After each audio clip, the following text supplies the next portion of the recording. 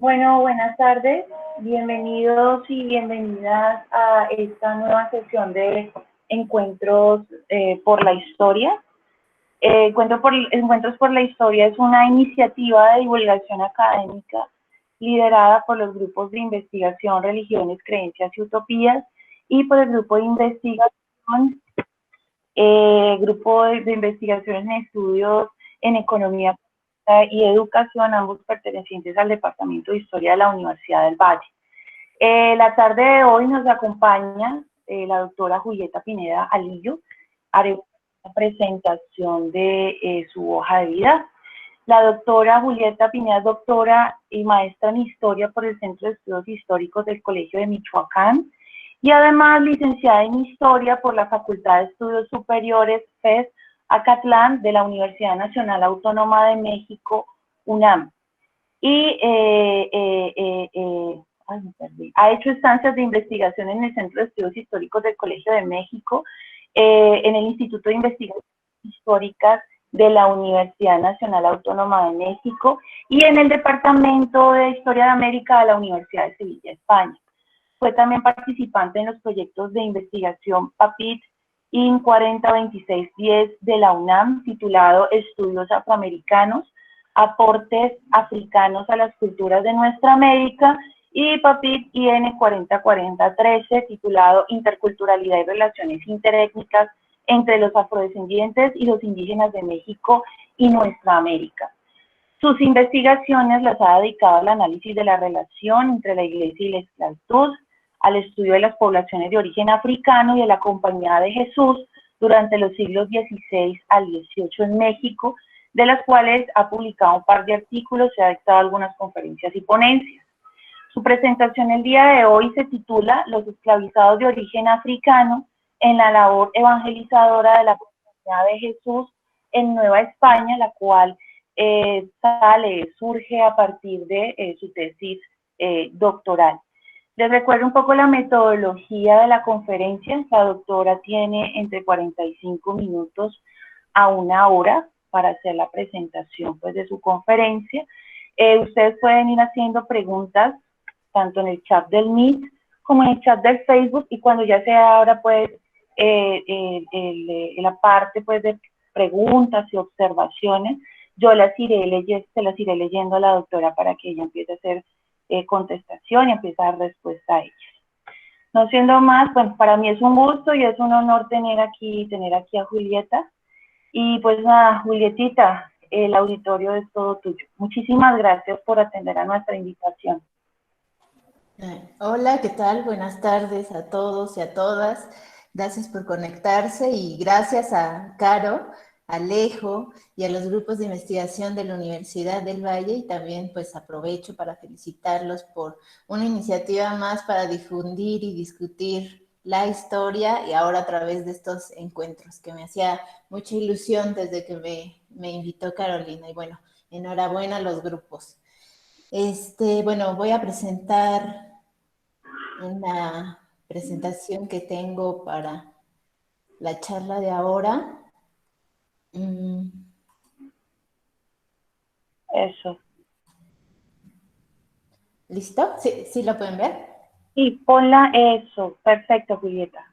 Ok. Gracias. Bueno, el objetivo de la charla es presentarles un poco, a grosso modo, algunos aspectos, sobre todo teórico-metodológicos, de mi tesis doctoral, que recién defendí en el Colegio de Michoacán en pasado febrero. Mi investigación en realidad lleva por título El vivir cristianamente, adoctrinamiento de los esclavos de origen africano por parte de la Compañía de Jesús en Nueva España, de 1572 a 1767. Y bueno, los interesados la pueden revisar en formato digital a través del repositorio del colegio. Bueno, brevemente me gustaría compartirles el origen de la investigación. Desde mi etapa de estudiante de licenciatura, creo que ustedes le llaman pregrado, empezó a llamarme la atención esta relación entre la iglesia y la esclavitud. Y un poco, y más específicamente, sobre las instituciones religiosas como propietarios de esclavos. Una práctica que con el tiempo conocí y entendí era común y aceptada durante la época moderna, pero pues a mis ojos en ese momento me parecía bastante interesante. Mi inquietud se centró en mi tesis de licenciatura, revisando todas las investigaciones pertinentes, encontré que la provincia jesita novohispana fue la que poseyó el más cuantioso patrimonio de las provincias ultramarinas de los reinos de Indias.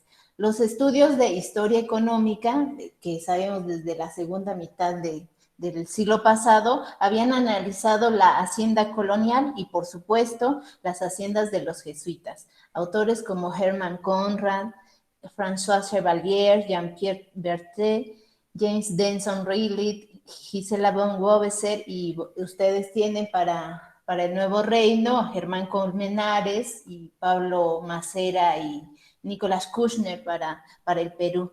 Entonces, bueno, esos estudios se centraban sobre todo en la administración, en la productividad y funcionamiento, así como en el análisis de los trabajadores de la hacienda, y hacían pequeñas menciones sobre la comunidad esclava de los jesuitas. Pero ahí viene el primer vacío en el que me enquedé, donde no había un estudio específico que analizara, bueno, esta actitud, esta relación ya más particular entre la compañía y su comunidad esclava. Y es así lo que me llevó a profundizar en este tema, analizando la vida social, la vida laboral, un estudio demográfico y de procedencia de los esclavizados que tenía la compañía, por una parte en un ingenio azucarero que perteneció al Colegio Máximo de San Pedro y San Pablo en la Nueva España, y un conjunto de haciendas agroganaderas que pertenecieron al Colegio de Tepoztlán. Es ahí donde empezó mi cuestionamiento en, por otro lado, ¿qué pasaba con la evangelización? Lo traté de forma somera y lo encaré ahora en la tesis doctoral.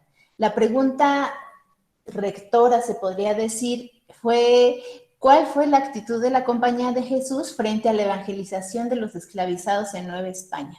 Un espacio que ya venía trabajando desde la licenciatura, y bueno, en los primeros acercamientos con la historiografía sobre la problemática, encontré que desde la última década del siglo pasado se mencionaba que una de las instituciones que más interesó por la evangelización de los africanos y sus descendientes esclavizados, pero también libres en América, fue la Compañía de Jesús. Las menciones iban en torno sobre todo a la situación del Nuevo Reino de Granada, del Perú y también de la región de Andalucía, en específico en Sevilla. Sin embargo, no existió un estudio que lo corroborara, salvo el artículo para el caso mexicano, salvo el artículo de Jean-Pierre Tardieu de 1990, que abarcaba solo la última etapa del siglo XVI, lo cual me pareció interesante, sobre todo por tres cuestiones. La primera, que la provincia mexicana, ustedes recordarán que fue la segunda en crearse después de la peruana. La primera fue la peruana, en el caso del Imperio Español, pero las antecede obviamente la provincia brasileña. Y en segundo, que la provincia que poseyó más latifundios fue la novohispana, y por ende una considerable mano de obra esclavizada. Ya algunos autores señalan desde las apreciaciones del importante historiador sueco Magnus Mornet, que la Compañía de Jesús fue la que más poseyó esclavos en las Indias Occidentales. Y en tercer lugar, según el historiador estadounidense Colin Parman, el 50% de los esclavos destinados a las Indias fueron dirigidos a la Nueva España en la primera etapa del comercio transatlántico, es decir, de finales del siglo XVI y, bueno, la primera mitad del siglo XVII. Por este vacío historiográfico, del que a continuación profundizaré, para el caso mexicano, se hacía aún más necesario revisar lo que se había hecho para otros espacios, además de revisar los estudios sobre la Compañía de Jesús en la conversión y adoctrinamiento de otros grupos, es decir, el grupo indígena, los indios y los moriscos. Cabe destacar que, bueno, hasta ahora no existe una obra que enfrente la problemática, pero sí capítulos de libros y artículos científicos que han hecho aportes sustanciales y, bueno, dentro de ellos señalo en la diapositiva algunos autores y que, bueno, que son, considero yo, los principales. Destacan sobre todo la historiografía europea, sobre todo la que se ha hecho desde España y Francia desde la última década del siglo pasado. En la diapositiva podemos ver, bueno, los aportes de Javier Laviña, de Enriqueta Vila Vilar y también de los historiadores jesuitas, que más bien ese primer interés ha surgido por la publicación de documentos importantes para el análisis de la evangelización del negro. Por una parte, Javier Laviña, Doctrina para Negros, un escrito que realizó el prelado Nicolás Duque de Estrada para La Habana. En segundo lugar, tenemos el famosísimo Tratado de Sandoval, del nuevo Reino de Granada, en específico de la ciudad de Cartagena. Y en tercer lugar, el jesuita José Luis Sáenz, que hace lo propio con documentos de varias instituciones religiosas, entre ellas los jesuitas, para Santo Domingo, ¿no? Pero también existen yo creo que los grandes aportes vienen del hispanista francés Jean-Pierre Tardieu, que para los interesados en el tema es un referente después de la publicación de su estudio, de su tesis doctoral en 1993, es La Iglesia y los Negros en el Perú. Y bueno, ahí viene pues se podría decir, de una escuela que desprenden posteriormente los trabajos de Helen Vigneault, de La Iglesia y los Negros en la Audiencia del Nuevo Reino. Pero bueno, también hay otros autores que en capítulos o en artículos han abordado la temática. Y lo han hecho desde el análisis de los concilios y sínodos que se han dado en las Indias Occidentales, en América, analizando la situación jurídica del esclavo dentro de la legislación, qué se dijo en las Sagradas Escrituras, las actitudes de la Santa Sede, del alto y del bajo clero, y pues todos coinciden en esta labor, o destacan más bien el labor de la Compañía de Jesús. Y los espacios, bueno, es sobre todo los que en la actualidad presentan pues más presencia de origen africano, ¿no? La Habana, Perú, pero sobre todo centrándose en Lima, el nuevo Reino de Granada, pero centrándose en Cartagena y, bueno, la isla de Santo Domingo. En este sentido, también tenemos la participación, como ya mencioné, de historiadores jesuitas, como desde la orden hay interés igual por analizar este fenómeno de la evangelización del negro, poco abordada por la mayoría de las historiografías nacionales sobre la Iglesia. Y bueno, en la historiografía americana nos ha quedado atrás, sobre todo desde principios del presente siglo, y los mayores aportes han sido desde Sudamérica y Norteamérica. También en artículos de revistas, pero aquí agregaríamos las tesis de grado. Destacan, en primer lugar, la historiografía brasileña. En la diapositiva pueden ver, bueno, se me hizo como práctico diferenciar los estudios que se han hecho por cada provincia jesuita en las Américas. Y bueno, como les comentaba, destaca la historiografía brasileña, la colombiana, por supuesto, que ustedes deben de conocer más. Acá menciono algunos autores: la argentina, la peruana y la estadounidense. Algunos estudiosos del tema hablan sobre la provincia y estos estudios encaran más en particular la participación de la Compañía de Jesús. En las obras anteriores se analizaba el conjunto de la Iglesia, cómo había trabajado en este proceso evangelizador. En general, los enfoques de investigación han sido desde la historia social, de los estudios afroamericanos, de la historia de la Iglesia y los estudios sobre la Compañía de Jesús desde lo institucional y desde la recepción del esclavo ante esta evangelización, desde la historia cultural, la antropología y la etnohistoria, y más recientemente la arqueología, la historia del arte y la arquitectura. Este proyecto de investigación de haciendas, de iglesias de haciendas jesuitas en el Perú y Argentina ha sido interesante, y pues nos invitan sobre todo a que la investigación vaya a la interdisciplina, ¿no?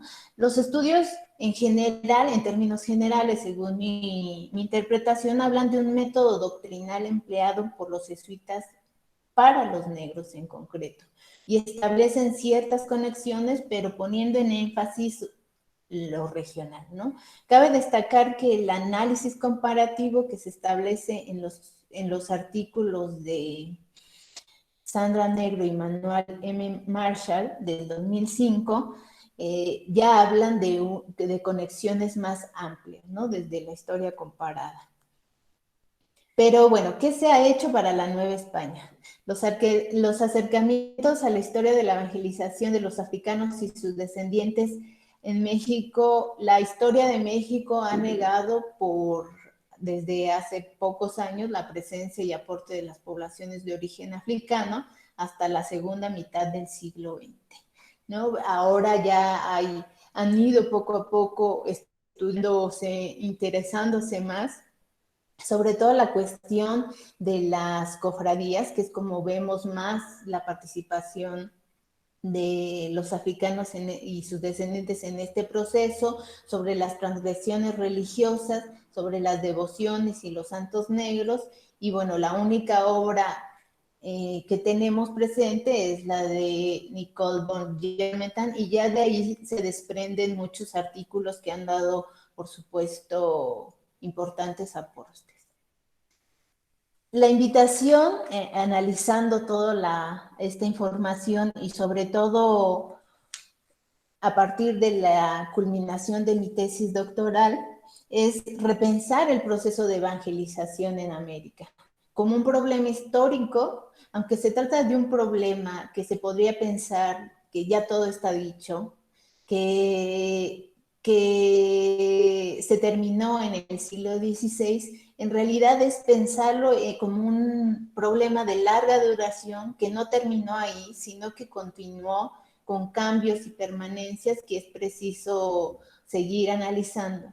Integrar dentro del proceso a las personas de origen africano, ya que generalmente, y en el caso de México, que es lo que estudio más, se ha estudiado solo a partir de la cuestión con los indios, ¿no? La evangelización con los indios, por ser uno de los títulos jurídicos de la conquista, pero esa invisibilización historiográfica también de esta población ha permitido como relegarlos de este proyecto evangelizador. Y también, y un asunto importante es entender la evangelización de los esclavizados como un asunto global, que involucró a los imperios ibéricos y sus territorios ultramarinos, es decir, África, Europa y América.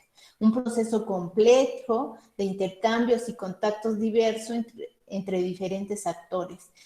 También de complejizar la relación entre las instituciones religiosas, los misioneros y los fieles e infieles, porque si bien dentro del proceso evangelizador hay una primera etapa de conversión, posteriormente se lleva a una procuración religiosa que muchas veces obviamos o que pensamos ya no es necesario estudiar, pero pues por lo menos la investigación que he hecho, detectar y seguir esa continuidad es un importante aporte no solo para para el análisis de las instituciones religiosas, sino esta relación entre iglesia, religión y esclavizados.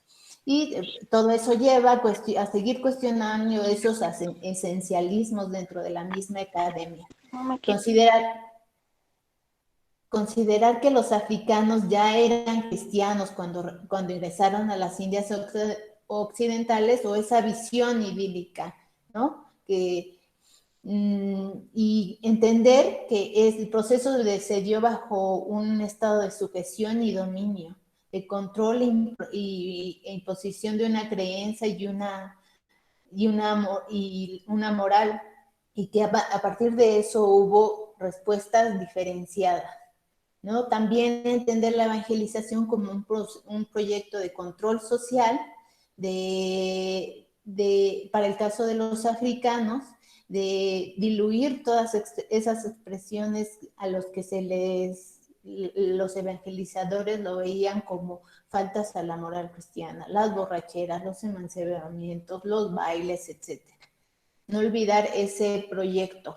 Y bueno, a grosso modo, aquí menciono algunos de los objetivos de la tesis. En primer lugar, y quiero que quede claro que la tesis plantea la actitud en primera instancia de la Compañía de Jesús frente a la evangelización del esclavo introducido en la monarquía hispánica desde el siglo XVI y en el transcurso de los siglos, donde la población de origen africano y libre fue incrementando. Analizar el aspecto doctrinal de su procuración religiosa, es decir, en las formas y los medios para la emisión del mensaje cristiano, y la evolución de estas, en el qué, cómo, dónde, cuándo y quiénes intervinieron en el proceso, a las dificultades que se enfrentaron y cuáles fueron los resultados a lo largo del periodo de estudio. Aspectos investigados con respecto al indio, pero poco atendidos para la situación de los negros y mulatos, utilizando los términos de la época. También en el estudio comparé el trabajo pastoral de la orden con sus propios esclavos y los ajenos en dos espacios diferenciados, que creo que eso es necesario en el análisis. Dentro de las dinámicas de las diferentes ciudades novohispanas, donde se situaban sus instituciones educativas y religiosas, como sus colegios, noviciados, seminarios y residencias, y sus haciendas agranaderas y azucareras, es decir, en un contexto rural. Investigar también y reflexionar sobre la incidencia de la educación moral en la vida del esclavo inserta en el adoctrinamiento, que ésta supone obrar conforme a las enseñanzas de la vida de Cristo. Y analizar hasta qué punto la condición de servitud de estas personas fue determinante en la evangelización. Por tal razón, prestar atención en la situación de los libres, cuyo número, como ya mencionado, fue en aumento. Y dilucidar la participación y recepción del cautivo y del libre ante su evangelización, incluyendo las formas de resistencia y negociación. Y por último, reflexionar sobre la labor misional jesuita con los esclavizados desde la universalidad de la orden y en el marco de la globalización temprana. Comparar y conectar con el devenir de otras provincias jesuitas para poder problematizar sobre un posible método de evangelización por los ignacianos para atender a esta población. Y bueno, el corpus documental del que se basó la investigación fue sobre todo documentación de carácter institucional, es decir, emanado de la Compañía de Jesús, en lo esencial, pero también se revisaron, por ejemplo, las visitas pastorales y las crónicas de otras órdenes religiosas. Dentro de este corpus documental, distingo la documentación administrativa, de gobierno y edificante.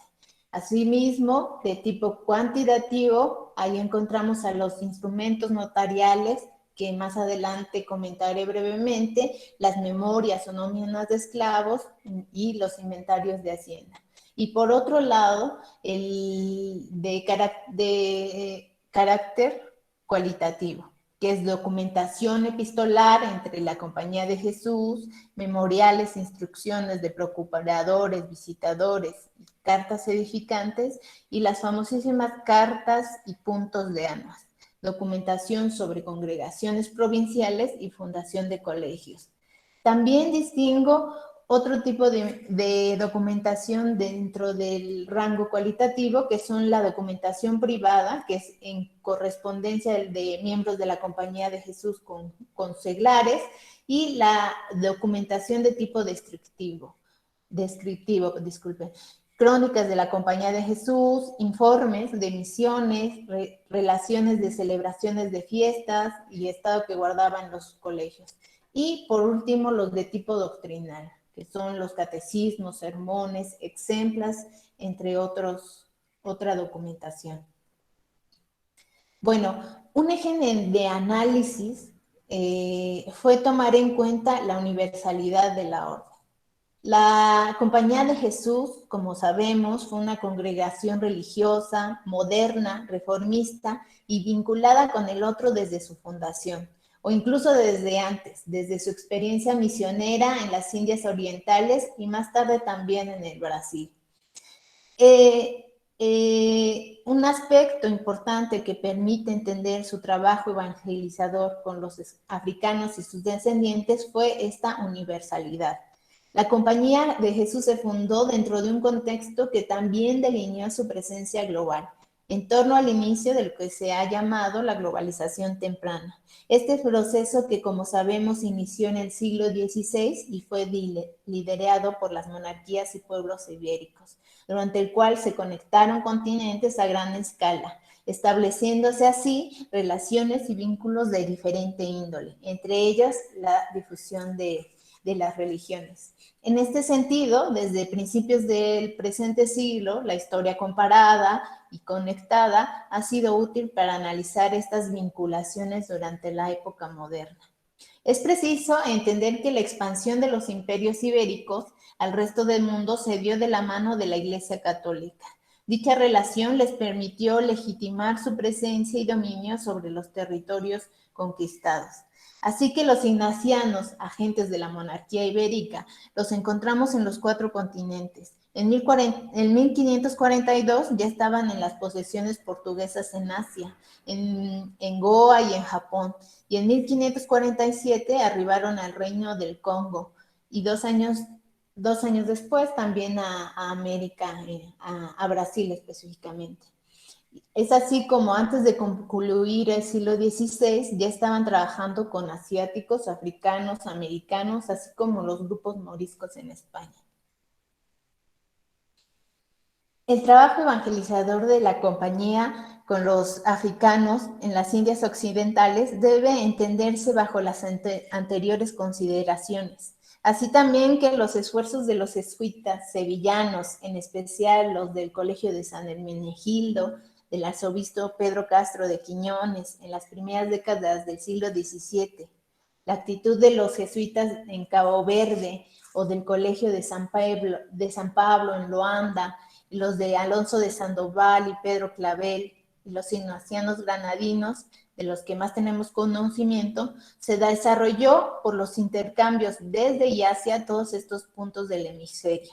Desde el siglo XVI, que adquirió mayor relevancia en la primera mitad del siglo XVII, pero que aún así continuó en el siglo XVIII, como lo atestiguan los misioneros jesuitas franceses en las Antillas. La estructura y misión de la Compañía de Jesús, la circulación de personajes, conexiones entre los obreros de negros, descritos, las sanos, la correspondencia, la instrucción sevillana, el mismo Tratado de Sandoval, permitieron conectar saberes y experiencias en las distintas realidades de las provincias jesuitas del mundo, al mismo tiempo de vislumbrar sus singularidades. Todo lo anterior, bueno, pues lo desarrollo en el segundo capítulo de la investigación. Ahora bien, para entender el proceso evangelizador en la Nueva España, es preciso presentar algunos datos sobre la presencia africana en México. Sabemos que la presencia africana se debe más a este comercio transatlántico de esclavizados, que llegaron desde la época de la conquista del territorio y durante todo el periodo colonial. En el siglo XVI y XVII, por la demanda de mano de obra y el aumento, la fundación y aumento de unidades productivas europeas, y también por el descenso de la población indígena por esta conquista militar, por las epidemias que causaron un gran deceso demográfico, y bueno, es así como se hizo necesario, o pensaron necesario en esa época, la introducción de mano de obra. Bueno, entre otros aspectos. Y bueno, los esclavizados en el caso novohispanos, se dirigieron a la minería, los ingenios y trapiches azucareros y a las haciendas agroganaderas, pero también a los obrajes, a los gremios, a las obras públicas y al vasto servicio doméstico. Una coyuntura importante fue, como sabemos, la unión de las dos coronas, la castellana y la portuguesa, de 1580 a 1640, que fue cuando se ha registrado que hubo un mayor y constante ingreso de esclavizados, y por medio de este comercio transatlántico, pero también del contrabando. Para darse una idea, a México se dice que llegaron entre 150 y 250 mil africanos en este periodo. Para Estados Unidos, 1 millón de africanos, y para Brasil en el siglo XVIII y XIX, 5 millones aproximadamente. Un poco para dimensionar y tomar en cuenta en el caso mexicano este tipo de variaciones, ¿no? En la segunda mitad del siglo XVII, lo que detectamos es un abastecimiento del mercado interno de esclavos. En este caso, esclavos criollos, que se les llamaba a los que ya nacieron dentro del virreinato, producto de relaciones entre los mismos africanos o con grupos indígenas, sobre todo, y españoles, y las diferentes mezclas. En el siglo XVIII hubo una recuperación demográfica de la población indígena, un aumento de los grupos mestizados y de la población libre, y bueno, también encontramos una elevación en los costos de los africanos que ya no hacía redituable su uso. Con base en un análisis de instrumentos notariales, cartas de compraventa, cartas y obligaciones de pago, cartas poder, escrituras de trueque, o todas estas transacciones que los jesuitas hicieron con los esclavizados, pudimos analizar que involucraban a más o menos 787 mujeres y hombres, de los cuales más de la mitad eran bozales, 525, es decir, los recién traídos de algún lugar del continente africano. Retomando la propuesta del historiador John Thornton de dividir al África en tres áreas culturales diferenciadas, pudimos analizar la posible procedencia de los africanos sujetos de la evangelización de la Compañía de Jesús. En este mapa podemos ver un poco los lugares donde llegaron. Hemos detectado que con base en ese análisis, que llegaron del área de la Alta Guinea, desde el río Senegal hasta el sur del Cabo del Monte, las y los Bran, los Bañol, los Zapes, los Biafra, etc. Este fue el grupo más reducido que encontramos. El segundo grupo que localizamos que llegaron fueron de la Baja Guinea, desde las lagunas de Costa de Marfil hasta aproximadamente Camerún. Ahí encontramos a los Ararat, Ardas y los Guinea, que sobre todo encontramos su aumento dentro del periodo de 1572 a 1610. Y donde encontramos la mayor procedencia fue del área cultural bantú de los reinos del Congo y Angola, en el centro del continente africano, sobre todo en el periodo de la unión de las dos coronas, de 1611 a 1640, pero en los transcursos de este periodo de estudio también la mayoría provino de esta región. Y nosotros añadimos una región cultural más, la India de Portugal, una cuarta área al suroriente del continente africano, que eran los esclavizados que llegaban a Nueva España por el puerto de Veracruz vía el galeón de Manila, en este comercio transpacífico, y por ende llegaron también esclavos de origen asiático, los llamados chinos. Y también, bueno, encontramos aquí a los cafres, a los mozambiques. En el siglo XVII XVIII hubo en el desarrollo de este comercio interno, encontramos cada vez más gradualmente, sobre todo desde la segunda mitad del siglo XVII, un aumento en el abastecimiento del mercado interno de estos esclavos criollos. Peter Gerard menciona que aproximadamente para este último siglo, el siglo XVIII, más o menos 1 millón de descendientes de africanos habitaban la Nueva España. Pero bueno, esas cifras considero que hay que seguir revisando. La muestra, además de saber con qué variedad cultural se toparon los religiosos y cómo la solucionaron, desde ya adelanto que más bien se tendió a la homogeneización, explicaré más adelante por qué. La muestra también nos permitió además conocer a dónde iban dirigidos los esclavizados en Nueva España, la participación activa de la Compañía de Jesús en este mercado interno y la situación espiritual de los africanos, y que a la orden causó mucho interés y fue motivo para que Sandoval realizara su obra, que era la falta del bautismo y la nula instrucción que tenían al llegar al reino. Bueno, aquí un mapa de la provincia novohispana de la Compañía de Jesús, que es el espacio de estudio, una provincia que, bueno, los jesuitas llegaron a la Nueva España en 1572, se instalaron sobre todo en las principales ciudades en ese momento y en un circuito comercial importante en Ciudad de México, primero, Puebla, Veracruz, Oaxaca, Guadalajara, sobre todo en el centro de lo que ahora es la República Mexicana, y con el tiempo, bueno, vemos un mapa de 1577 y por otro lado un mapa de 1756 al parecer, y la expansión de la orden se dio desde el siglo XVI hasta el XVIII. Vemos cómo se expanden al norte del virreinato, sobre todo en las zonas,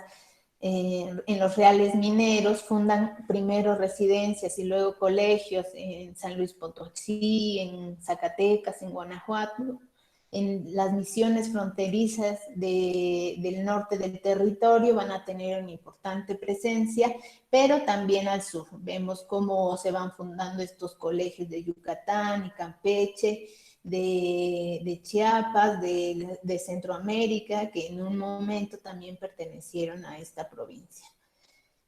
Esto es un poco para dimensionar y que ustedes tengan en cuenta dónde se instaló la Compañía de Jesús. Bueno, un estudio de larga duración me pareció que era pertinente, ya que permitiría conocer el desarrollo de un proceso tan complejo. En la tesis planteo que más que hablar de un método de evangelización con los negros en términos particulares, como lo ha mencionado la historiografía, se trata de un modo de proceder general. Los llamados ministerios ordinarios de la Compañía de Jesús aplicados a españoles, indios, negros y sus mezclas. Y utilizando también los términos de la época. Encuentro que las diferencias y transformaciones en el tiempo se dieron en su adaptación y diálogo, muchas veces tenso, con los fieles e infieles. Así también con las transformaciones en la sociedad, las dinámicas políticas imperiales y la intervención de otros actores, el alto y el bajo clero y la propia población esclavizada.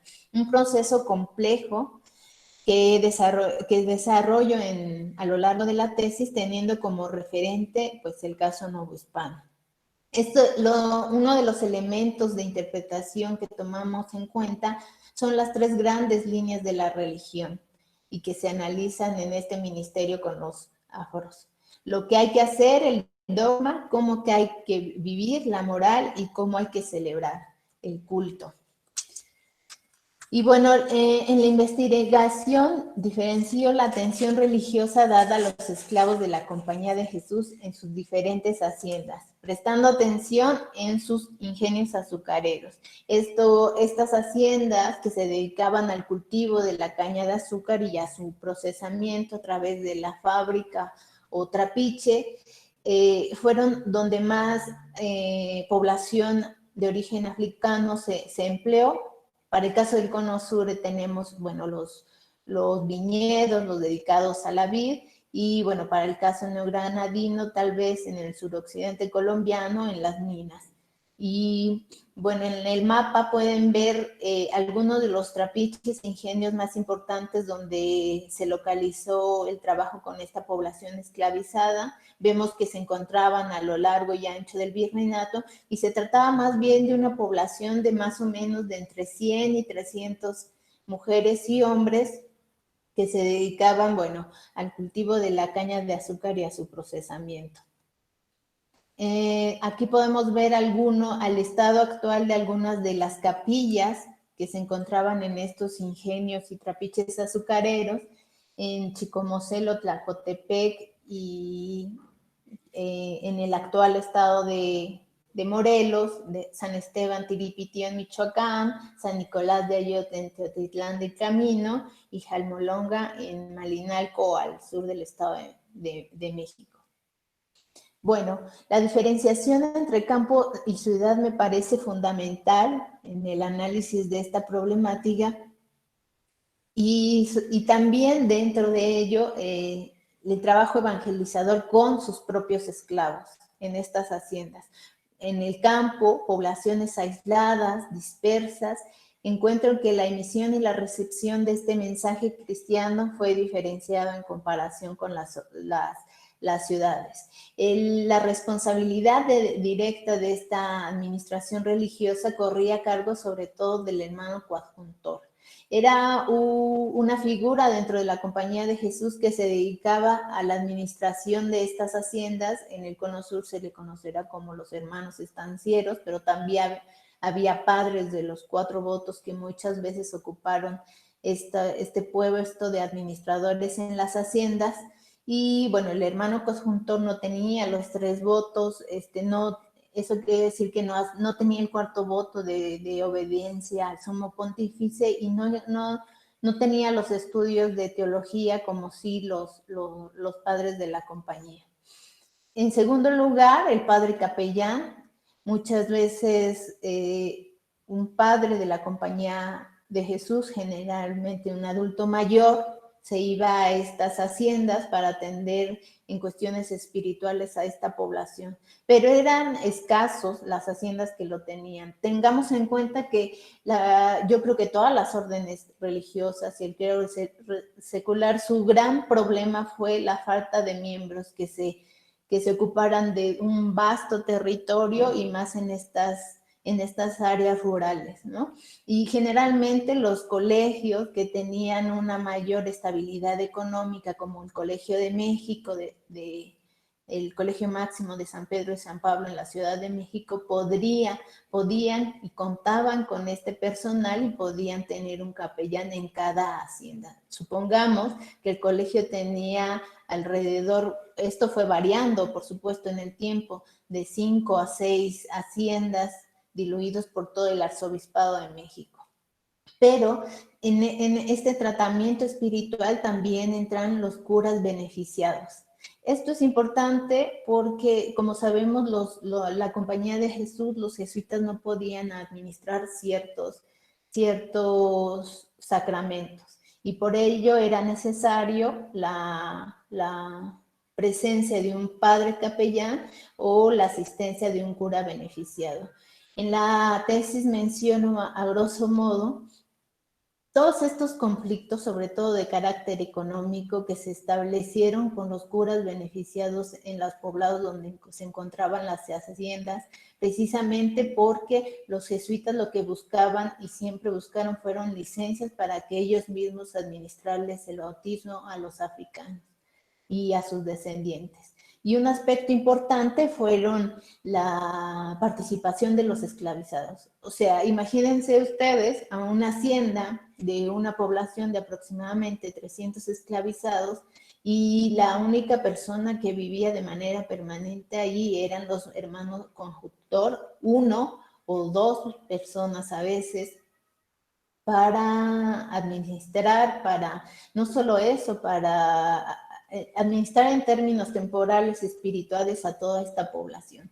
Entonces había una delegación y una colaboración importante por parte de los esclavizados. Y dentro de ellos el papel importante fue de las mujeres.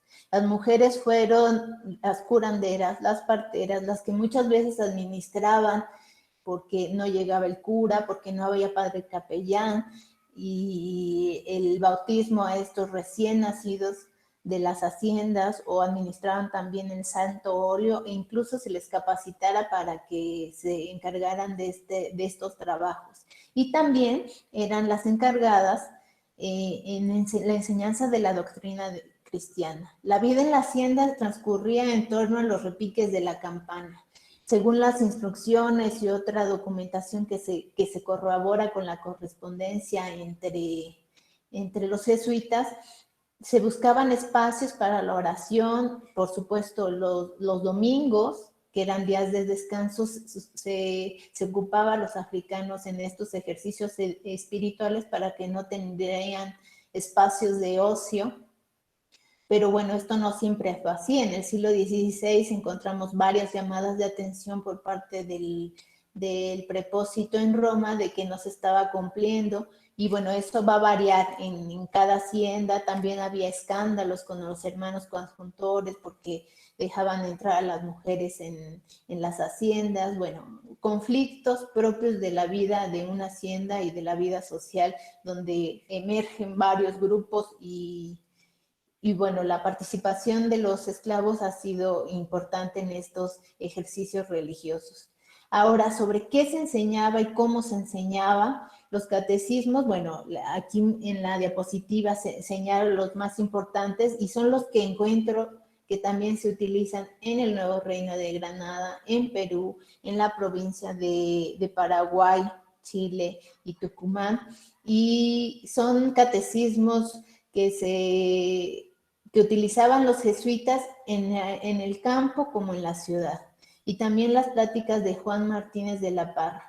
Estas, como ya mencionaba, estas haciendas tenían capillas e iglesias, algunas monumentales, otras austeras. Recordemos que se habla de un periodo de tiempo largo, hay menciones sobre que se está reconstruyendo, se está remodelando estas iglesias, y por medio del análisis de la imaginería de estos inventarios de haciendas, podemos detectar que la principal devoción que se promovían los jesuitas en ellas eran a la Virgen María, a los santos jesuitas, a otros santos como San Esteban, Tiripití o otros santos relacionados sobre todo con esta vida hacendaria, ¿no? Para prevenir las pestes, para la protección de la misma hacienda.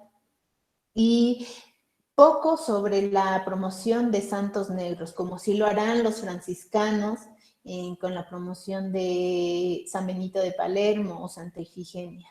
Ya más tardíamente se ha encontrado en el siglo XVIII esta presencia en una hacienda en Malinalco, pero todavía no se sabe si fue durante la etapa de gestión de los jesuitas o después de su expulsión en 1767.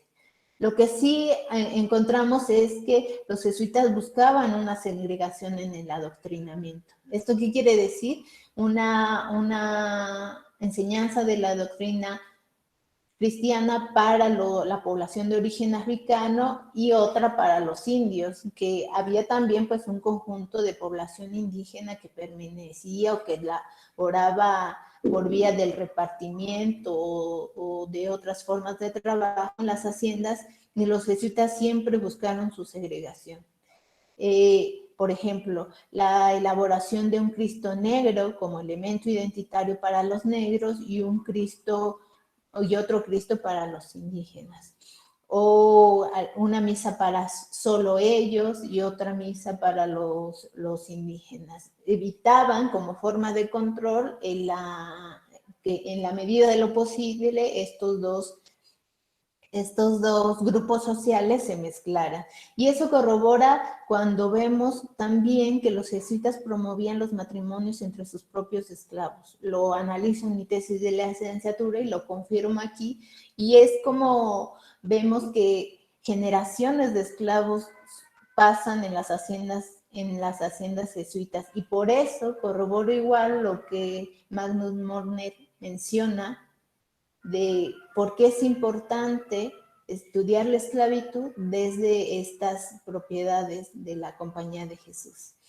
Lo que sí encontramos una ausencia fue de obreros de negros. Algunos hermanos coadjuntores o padres coadjuntores tenían cierta sensibilidad, podría decirse, hacia la procuración religiosa con los negros, pero también hubo personajes que no la tuvieron tanto, incluso vemos a mujeres y a hombres pidiéndole al rector o al procurador del colegio o denunciando maltratos por parte del hermano administrador. Entonces, esto fue muy variable.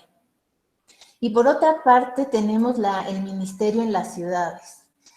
Tengamos en cuenta la ciudad como las ciudades novohispanas y en general indianas, una mayor convivencia con el cristianismo, una rodeada de conventos, de colegios, del calendario litúrgico, fiestas todo el tiempo. Entonces, como mencionaba hace un momento, la emisión y la recepción de este mensaje cristiano pues va a ser diferenciado.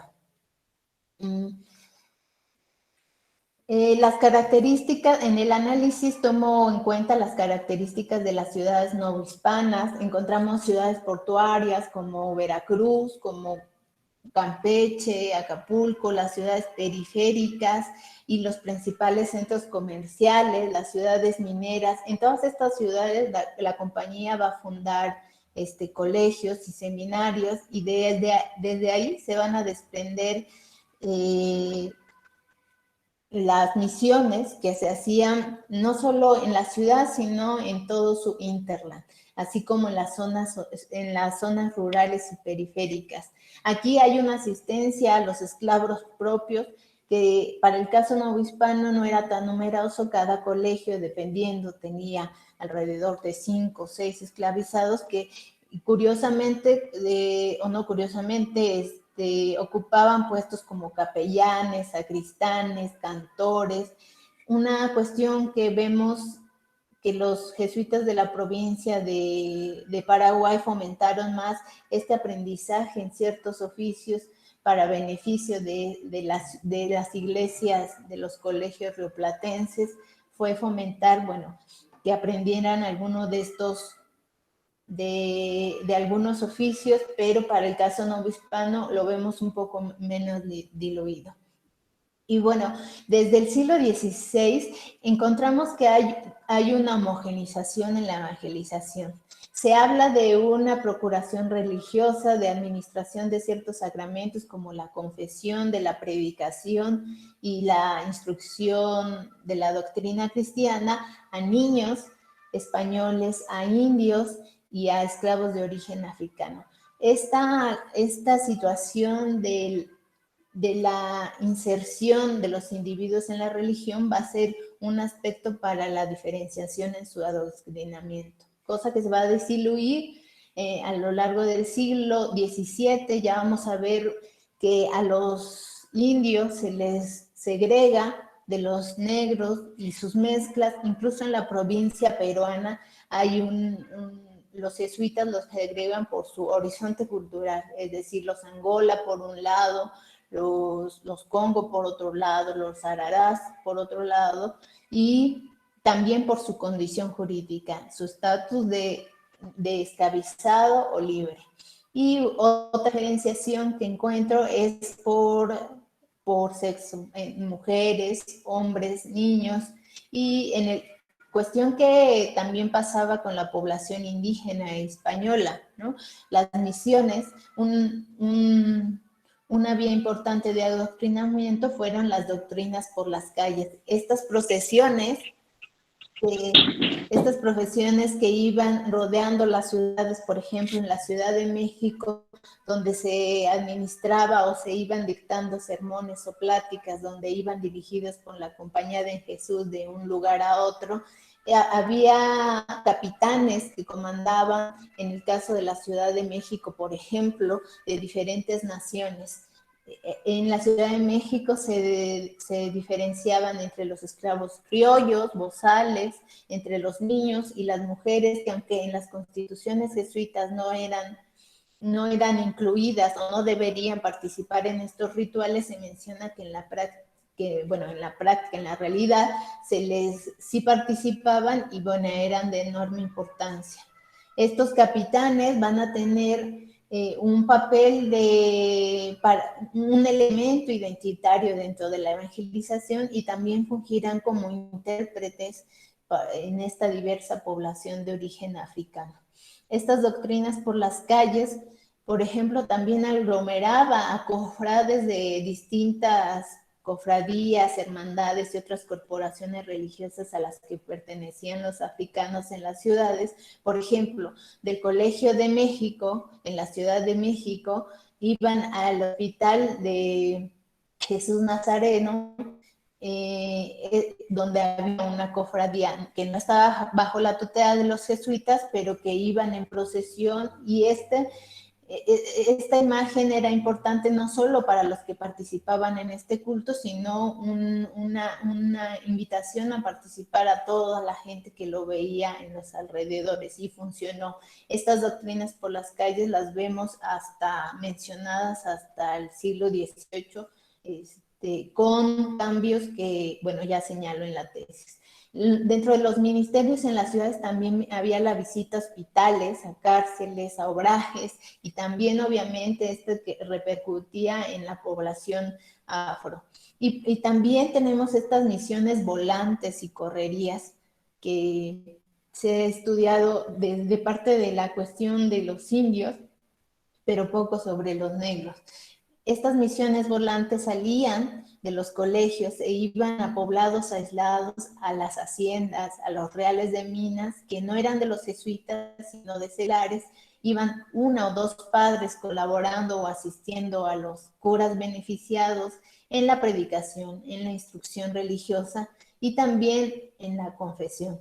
Un aspecto importante es cómo por la vía de la confesión los jesuitas lograron acercarse a un sector de la población de origen africano que huía de las haciendas. Y es así como ellos se enteraban de los reductos de cimarrones, de estos palenques que había en las afueras de las ciudades, y cómo ellos incidían para que regresaran con sus amos. Eso también lo menciono en la tesis. Y bueno, misiones volantes iban desde un día, una semana, hasta 20 días en un ingenio, que los jesuitas se quedaban en estas haciendas o reales mineros asistiendo a esta población. Lo vemos sobre todo en el puerto de Veracruz, en la isla de San Juan de Ulúa, y un personaje importante para finales del siglo XVI y primera mitad del XVII fue el papel del padre Juan Rogel, que fue un jesuita que se ocupó del ministerio de los negros en este puerto. Y bueno, un aspecto importante de este ministerio en las ciudades fue la presencia de obreros de negros, que los hubo en todas las provincias, en la neogranadina, en la peruana, en la brasilera, en la paraguaya. En la tesis diferenció a 3 tipos de obreros de negro: los obreros de base, que es los que en su mayoría encontramos en la provincia hispana, que fueron los menos especializados. ¿A qué me refiero? Fueron estos padres que habitaban las casas progresas de 4 votos y que asistieron a los africanos en cierta medida porque uno de sus ministerios era la asistencia a los más necesitados. Evidentemente, entre ellos estaban los afros.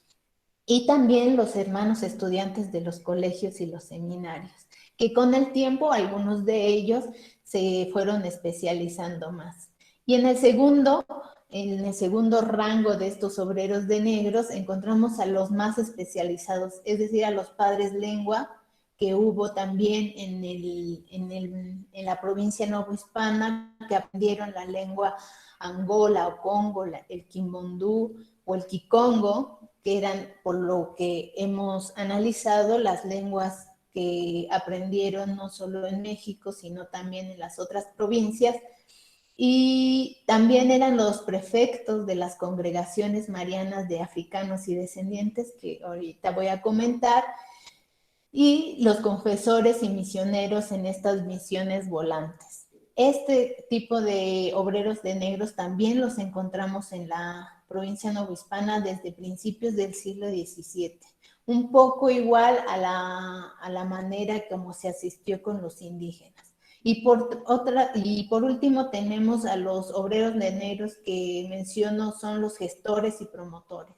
Ahí encontramos a los rectores provinciales y procuradores famosos que fueron los fundadores de varios colegios de las provincias mismas americanas, como Diego de Torres Boyo, que él estuvo en Lima, como estuvo en Cartagena de Indias, en Santa Fe de Bogotá, que estuvo en Tucumán haciendo un importante trabajo, pero también estuvo en Bolivia y La Paz.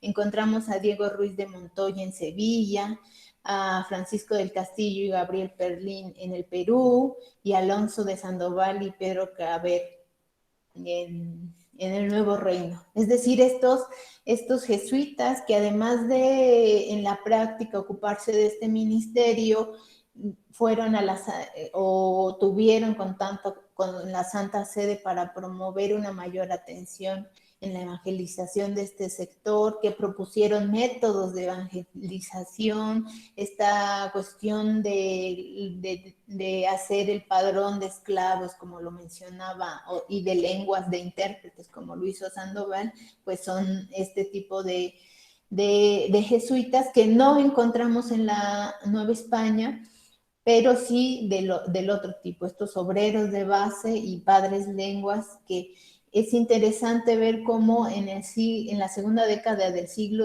XVII, cuando vemos emerger este interés por algunos jesuitas de aprender la lengua angola o congo, también se va a dar en México, y cómo la circulación de esta forma de evangelización va a hacer ruido en todos estos hemisferios. Y bueno, obviamente el problema lingüístico, al igual que con los indios, se enfrentaron los misioneros y se valieron. Con el tiempo vamos a ver que si bien se procuró el aprendizaje y algunos lo hicieron, no sabemos en qué medida, pero lo hicieron, hay constancia de ello, pero también se valieron de intérpretes, de traductores. En la provincia novohispana, al igual que las otras provincias, poco a poco se fue dando cuenta que este método de aprender la lengua no era tan fructífero frente a la vasta origen de todos estos africanos que ya hemos venido mencionando, y volvieron al método del uso de los intérpretes o estos medias lenguas que hablaban con un poco alguna lengua africana, y pues se ayudaban o colaboraban en este proceso evangelizador. Y sobre todo, bueno, en este sentido, la tendencia fue a la homogenización de la instrucción religiosa. Y se les enseñaba, bueno, lo que Jean-Pierre Tardieu ha señalado como la teología de la resignación, o Daniel Deuvé, pastoral del miedo, ¿no? Que la verdadera libertad se alcanzaba en el cielo por medio de su esclavitud en la tierra. Bueno, por último, quisiera mencionar un proyecto, un ministerio que ejercieron los jesuitas con indios españoles y también con asiáticos y con los negros, por supuesto, fue la creación de congregaciones marianas en las ciudades. Las congregaciones marianas las encontramos sobre todo, que tienen su origen en el Colegio Romano en el siglo XVII, y que llegaron a México y fueron de gran acogida, que fueron muy similares a las cofradías, hermandades o esclavitudes u otras corporaciones religiosas, pero con ciertas particularidades. Y el caso de la población de origen africano no fue la excepción. Pero es interesante ver que su fundación fue fue tardía y que permaneció hasta el momento de la expulsión. En 1610 tenemos el registro de la primera congregación de negros o congregación y esclavitud de la Santísima Virgen en el colegio de Zacatecas. Este colegio al norte del virreinato, un real de Minas, y vemos aquí a los esclavizados pidiendo a las autoridades religiosas de la fundación de una congregación. En el caso de Puebla, un poco tardío, en 1666, vemos la fundación de la Congregación de la Esclavitud de la Virgen, de mulatos y negros, una congregación que según la documentación y el análisis era de más o menos mil miembros. En primer lugar se habla de esclavos y esclavas que la conformaban y vamos viendo su desarrollo durante el largo siglo XIX, finales del XVII y principios del XVIII, como ya se mencionan como morenos y pardos, un poco haciendo alusión a esta mezcla y también a una condición de los congregantes que eran ya más bien libres. Y ya a finales del siglo XVII vemos la petición igual por parte de las y los africanos y sus descendientes en la congregación de morenos y pardos en el colegio de Valladolid. Y bueno, no sabemos si tuvo una duración hasta la época de la expulsión, pero vemos cómo la incorporación a estas corporaciones fue una vía importante para los africanos, como ya lo han mencionado estos estudios sobre cofradías, como elemento de sociabilidad, de estatus, de incorporación a la religión que los esclavizados y libres ya ahora optaron.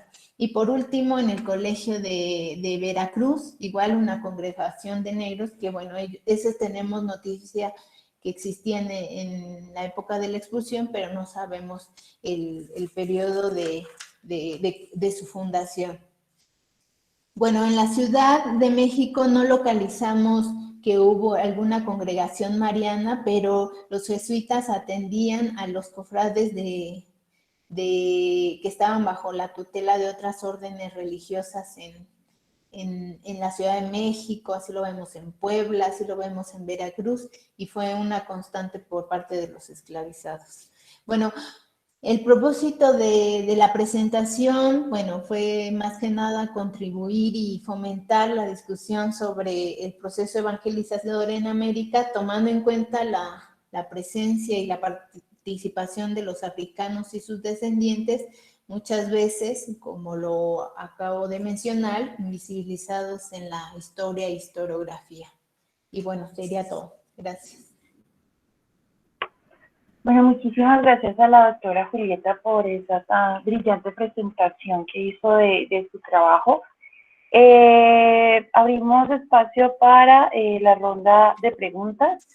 Mientras tanto, mientras se van animando, aquí en el chat del Meet estamos compartiendo el enlace del repositorio institucional del Colegio de Michoacán, en donde pueden encontrar la tesis de la doctora Julieta, pues para quienes quieran ampliar la lectura que hace ella sobre este problema de la Compañía de Jesús y la evangelización de esclavizados. Bueno, mientras se animan a hacer preguntas, Julietita, yo pues tengo muchas, tú me conoces, pero mientras la gente animando, quisiera preguntarte si pudiste rastrear en todo ese gran trabajo de archivo que hiciste resistencias de los esclavizados a los procesos o a los métodos de evangelización jesuita. Porque, bueno, generalmente, bueno, uno encuentra como las lecturas que se hacen sobre los procesos de evangelización a veces no toman en cuenta como si hubo resistencia pasiva, activa a los métodos utilizados. No sé si encontraste casos en el archivo. Sí, bueno, aunque no hundé en la tesis, sí lo voy a hacer ahora para la publicación del libro. Y lo poco que encontré o lo que pude en su momento analizar, fueron precisamente esta, que podría llamar forma de resistencia pasiva, ¿no? Había esclavizados o testimonios de esclavizados por medio de las correspondencias con los hermanos conjuntores que como forma de protesta no asistían a las misas o no se confesaban o eso sí no encontré, fueron procesos inquisitoriales sobre esclavos de los jesuitas que renegaran, que hicieran algunas de estas transgresiones religiosas, porque localizamos que más bien los jesuitas resolvían esta problemática al interior del instituto, ¿no? Y todos estos esclavos que no querían a la misa o se negaban a la administración de los sacramentos, que por supuesto que los hubo, eran generalmente castigados, porque el castigo era también propio de cualquier dueño de esclavos, y así fueran seglares o religiosos, o se recurría, como muchas veces, a la venta del esclavo. Y los jesuitas recurrieron mucho a incentivar esta procuración religiosa por medio de premios, no solo a sus esclavos, sino a los esclavos ajenos para asistir a estos ejercicios religiosos, es decir, promover por medio de estas tricuelillas que ellos asistieran, ¿no? Y bueno, pues eso lo voy a profundizar, como te comentaba ahora, en el libro. Bueno, mientras esperamos que se animen los asistentes, ¿será que a mí me llama mucho la atención estos temas de la circulación, ¿no? De la circulación eclesiástica por todo el mundo indiano? Tú lo estás presentando un poco más macro, del espacio del capitalismo. No sé si puedes ampliarnos un poco el tema de la circulación de los padres jesuitas por el territorio, no solo hispánico, sino en general. Estoy pensando en la presencia jesuita en Oriente, en la misma África. Entonces, ¿qué piensas sobre esta circulación? ¿Cómo benefició esa circulación de los padres jesuitas por ese mundo ampliado que está ligado a este proceso de la globalización temprana? ¿Cómo influyó en los procesos de evangelización?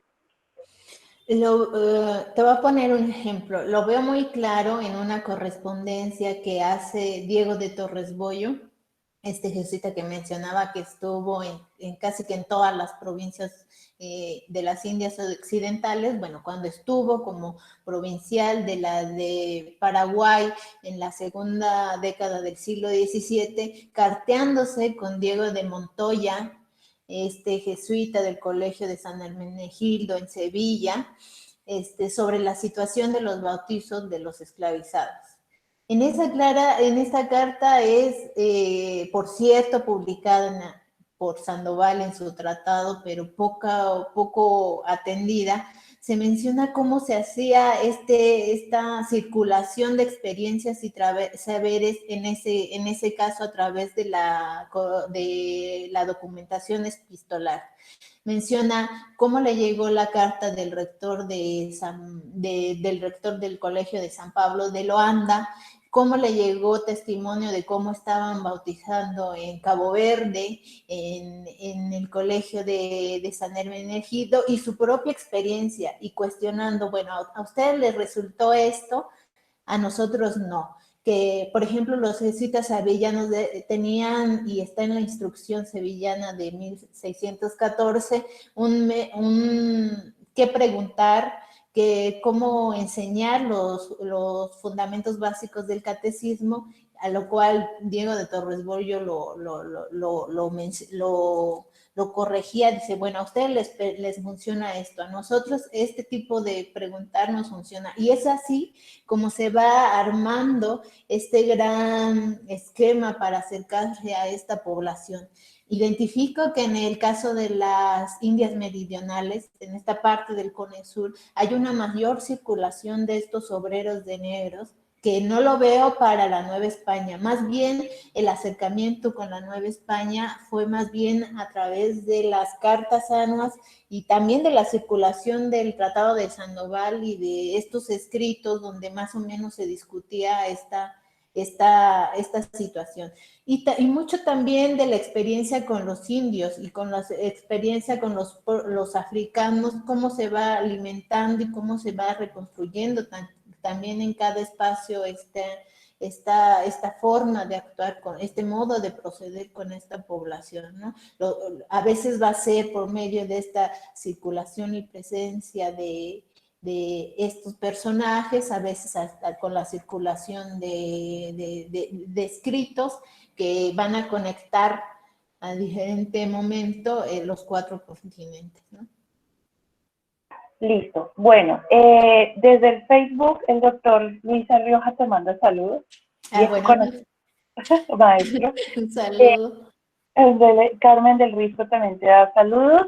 Y aquí en el chat del Meet, el profesor Javier Ibargüen pregunta, ¿cuáles son los retos actuales en la investigación histórica al abordar el tema de la esclavitud y la religión católica? Y hay una segunda pregunta de Jorge Victoria Ojeda en el Facebook, que si tienes datos sobre esclavos para los colegios de Campeche o Mérida, si hay algo, dice si tienes algo, por favor, comenta, la situación del centro es diferente a la de estos dos sitios. Sí.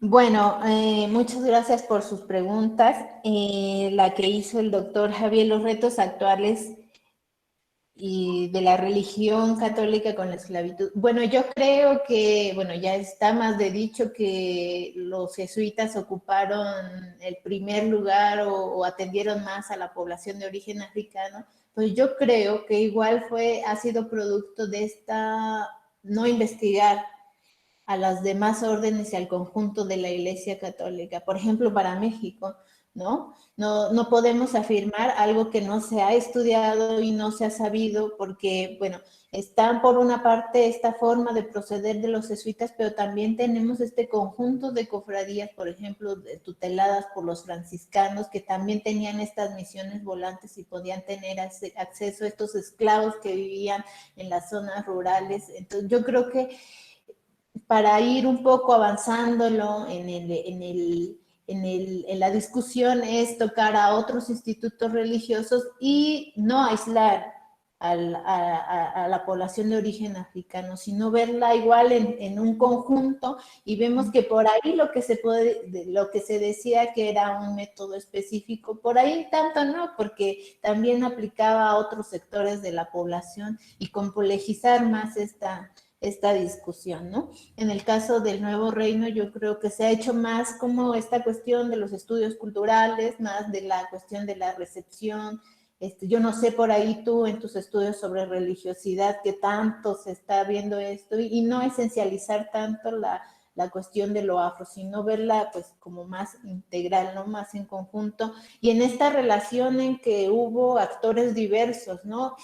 Algo que me faltó mencionar es la evangelización del negro por los jesuitas no hubiera sido posible o no sé si hablar ahora de éxitos o fracasos, más bien sin el apoyo de los propios esclavizados y también de los prelados. O sea, vemos obispos, en el caso no hispano, pidiendo atención a esta población en Puebla, en Valladolid, y que no nace de la Compañía de Jesús. Un poco de idealizar la percepción que se tenía de este trabajo con la población.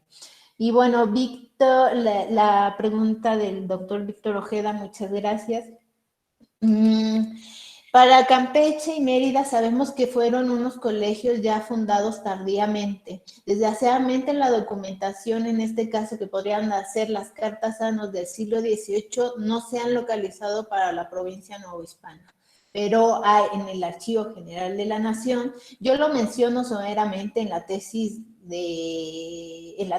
por las menciones que encuentro, ¿no? Que donde el Colegio de Mérida, pues desde la última década del siglo XVII está trabajando con los esclavos y todo eso, pero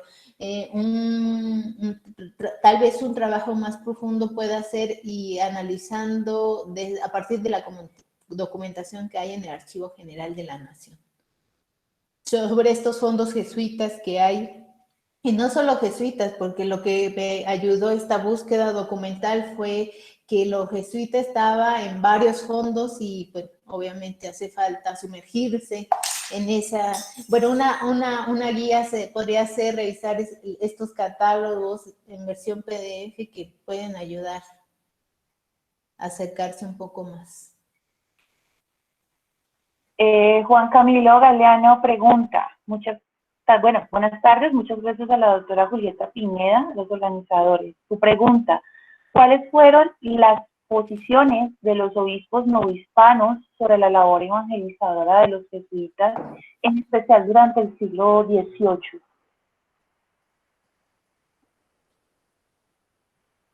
Sí, bueno, en el siglo XVIII, Juan Camilo, muchas gracias por la pregunta. Recordemos que ya en el caso mexicano, sobre todo, se habla de una población ya más mestizada, ¿no? Ya incluso dentro del actor de la misma compañía ya no hay esta segregación que encontramos en los siglos anteriores. Ya se habla incluso en la documentación jesuita no de afros, no de indios, sino de gente, de personas que ya te habla de una categoría, de cómo estaba estratificando para el siglo XVIII la Compañía de Jesús a esta diversa población novohispana. La actitud de los prelados pues siempre va a ser ya no solo atender a esta población de origen africano, sino a la gente en particular y sobre todo esta asistencia a través de la creación de cofradías y congregaciones. La invitación iba hacia, y sobre todo a estas grandes ciudades como Guadalajara en ese momento, Michoacán, bueno, Valladolid, Puebla, y en la Ciudad de México. Bueno, yo sé que tú tienes un conocimiento muy amplio del mundo jesuita en el espacio hispánico y sé que tu objetivo es hablar de la Nueva España, pero no sé si puedas brindarnos alguna exposición sobre el caso del Nuevo Reino de Granada. No tenemos, bueno, hay algunos pocos trabajos, pero no son los jesuitas uno de los temas más asiduos por estos días en la línea de historia de la Iglesia. Entonces, no sé si puedas presentarnos algún tipo de exposición, qué conoces sobre la situación, aparte de lo que sucede en Cartagena de Indias, cuál es el estado, qué sucede con la provincia jesuítica acá. Sí, bueno, desde donde yo me he acercado a los jesuitas, encuentro que hay, igual como en otros lugares, una concentración de los jesuitas en las ciudades, ¿no? En Lima, en Ciudad de México, en Cartagena, en Bogotá, pero no más allá. Una cuestión que me pareció súper interesante y que pues ya no ahondé, era el desarrollo, la historia de esta provincia neogranadina. O sea, los cambios jurisdiccionales que pocas veces se menciona, pero justamente ya lo hizo Alyosha Moldavsky para el Perú, ¿a qué se deben estos cambios jurisdiccionales? ¿No? Primero fue viceprovincia del Perú, dependiente de la del Perú, después se segregó de la de Quito, que obedecen a problemas no solo dentro de la corporación religiosa, sino a cuestiones políticas y en relación con el clero secular importantísimas y que yo creo que para el Nuevo Reino de Granada no se ha mencionado. Y bueno, en esta cuestión de la evangelización, de las misiones jesuitas, se ha relegado el suroccidente. Yo creo que esa parte no, como que la atención se concentra en Bogotá y en Cartagena y se obvia o se elimina del hemisferio la cuestión de esta parte, ¿no? Y también la relación con la provincia brasileña, por ahí también, bueno, sabemos que esa pertenecía a la corona portuguesa a los jesuitas de allá, de esa asistencia, pero también por los problemas jurisdiccionales, como ahondar más en eso, ¿no? Y en el archivo me mencionabas tú en algún momento que tenían por allí también un fondo, yo creo que todos a nivel nacional tienen un fondo jesuita, no sé qué tanto se ha explorado y digitalizado, ¿no? Incluso. Poquito. No, lo digo sobre todo porque, bueno, yo me he cruzado con varias cartas de obispos de Popayán en el siglo XVII, unos a favor y otros en contra de la presencia jesuita en todo el obispado de Popayán, pues, que es uno de los obispados más amplios del nuevo reino de Granada. Entonces uno nota mucho conflicto por parte del poder episcopal, precisamente en torno a la presencia jesuítica, la presencia de sus haciendas y la presencia de sus métodos, que creo que está muy ligado a esta suerte de tensiones continuas que hay entre el clero secular y el clero regular. No están digitalizados esos fondos por acá, pero cuando sepa que están digitalizados, tú sabes que yo te los paso. Bueno, otra cosa igual es de que aparte de la obra de Germán Colmenares, yo no conozco alguna otra que estudie, bueno, en términos tal vez de la historia económica, estas haciendas y todas estas reales mineros y vuelvo a lo mismo, de tus lados, como que hace falta, sí, una revisión, y viendo, bueno, la jesuita de empresarios sería importante y por ahí desmitifiquemos igual otra de las grandes premisas que acompañan a la historia de la Compañía de Jesús, que esta cuestión de que eran buenos administradores y ricos, y lo que yo encontré fue otra cosa, que bueno, es motivo de análisis en otra ocasión. Bueno, Julietita, ya no hay más preguntas en el Face, tampoco aquí en el Meet. No sé si quieres agregar algo más para ir cerrando. Bueno, pues no, ya, yo creo que, bueno, si gustan revisar la investigación y, bueno, espero que en otro momento me inviten para lo nuevo que se viene y pues nada, gracias a todos los que nos escucharon y a ustedes, Bueno, por supuesto, por la invitación. no, tú sabes que siempre serás invitada por estos lugares, por estos lindos espacios. Bueno, pues nada, damos por terminada la jornada de hoy de Encuentros por la Historia. Les agradecemos mucho por haber asistido el día de hoy.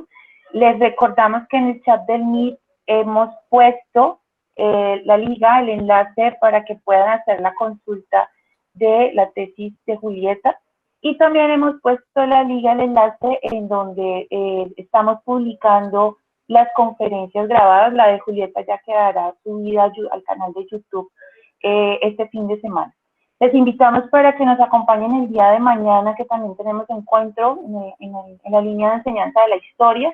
Nos acompañará la doctora Miriam Krieger, que presentará la conferencia titulada Comprensión histórica y proyección política, tramas y retos del presente en la América Latina. De nuevo, muchas gracias y bueno, hasta un próximo encuentro. Hasta luego, gracias.